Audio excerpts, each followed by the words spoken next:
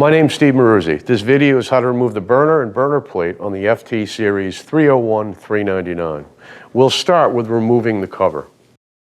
Power off your boiler and shut off gas to the boiler. Now we're going to remove the blower first from the burner arm. And there are 2 Phillips, or you could use 5/16 screws. There's also going to be a gas orifice on your fuel input to the venturi. And there's going to have 2 Molex plugs for the blower.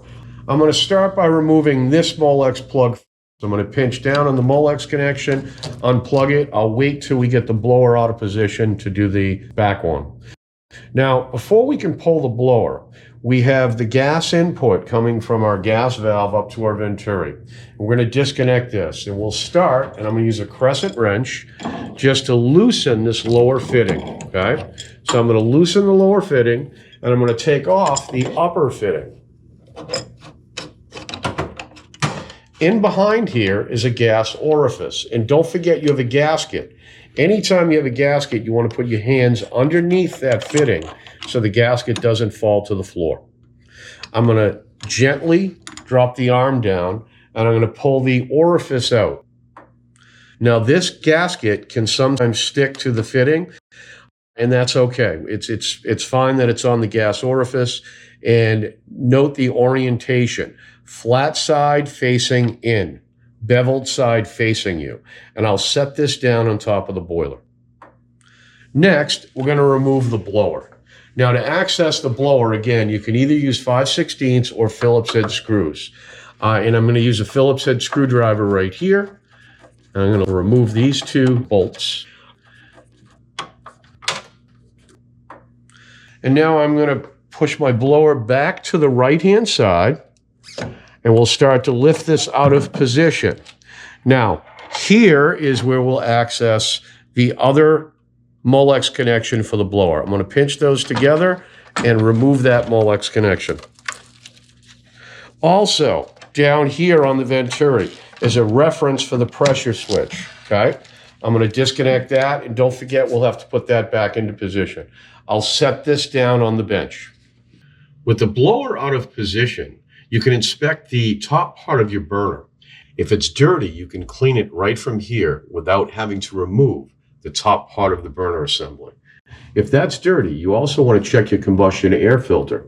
If you have dirty condensate, you might want to get in and inspect your heat exchanger, possibly clean it. And we'll show you how to gain access to that. Now we can start removing the number 10 nuts to gain access to the burner plate.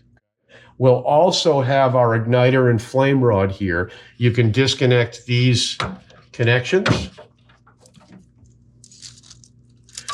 And now we'll have access to the number 10 millimeter nuts. Sometimes, because of the gasket underneath here is a large red gasket and it will stick. So sometimes it's hard to lift up on the top plate to get it out of position. You'll have to get in here with a screwdriver and just loosen it. And on these brackets here, you can really get in and try and loosen them that way and then free this right up. So to inspect your burner plate, we need to remove the refractory block. On the early models, it was only available as a Phillips head screw. On the newer models, you can either use a 5/16 or a Phillips head screwdriver to remove the refractory block. You will have to take the igniter and flame rod out. On the newer version, that's notched out, but on the older version, it's not. Now keep in mind when you're taking the screws out for your igniter and flame rod, you don't want to just rest this down on the bench because you can bend these or maybe even push down on the burner. So just try and do it up on its side when removing it. And don't forget, graphite gaskets, we don't want to tear them. If you are pulling igniters and flame rods, you want to have those with you. Anytime you're working on these, you should be replacing those graphite gaskets. And there's the gasket that I'm referring to. And sometimes these can be tight, trying to get them out of position. If you look here, you're going to get to a point that it's going to be tough and you can't get that out. Just be gentle with it, wiggle it, be patient, and you'll be able to pull that out of position. Now, in behind the refractory block. So we're going to remove these nuts. Now we're going to remove the flame rod. And again, just gently wiggle that out of position. I will now pull that burner plate out, and you can see access to your burner plate. You can clean this on this side, okay? You can try and look through it. If this is really plugged, you might want to order a new burner with gaskets. That includes the igniter and flame rod gasket and refractory block.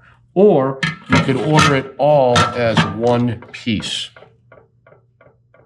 So we're going to reassemble in reverse order. Now keep in mind, if you ordered a whole new top plate complete, you have to install the gasket for where the blower comes into position.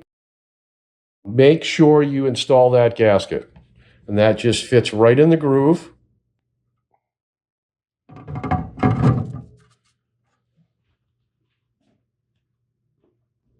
So when putting the nuts for the top plate back on, make sure they're snug. Don't over tighten where you're going to snap. And once you get them all snug, go in a zigzag pattern like you would do with your car tires.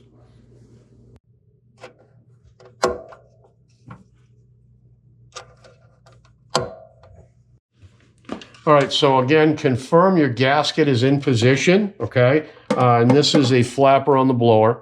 Now also, this would be a good time to at least put the Molex connection for the back plug. Now the back plug has the two side prongs. We're going to line that up and clip that in. When we go to rest this into position, and don't forget your pressure tube. That pressure tube has to go back on that bar, okay? Now I'm going to rest this into position. Here on the blower, I'm going to put it in that little slot.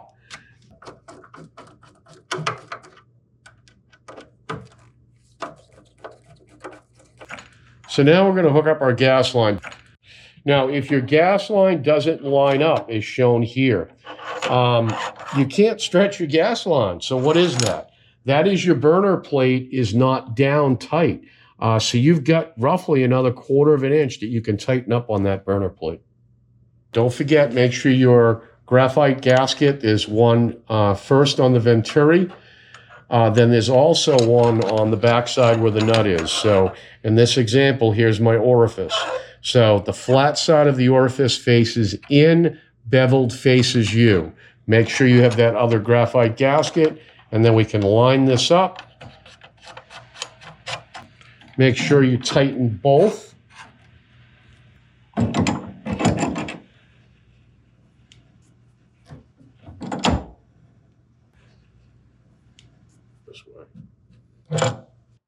Lastly, don't forget front blower Molex.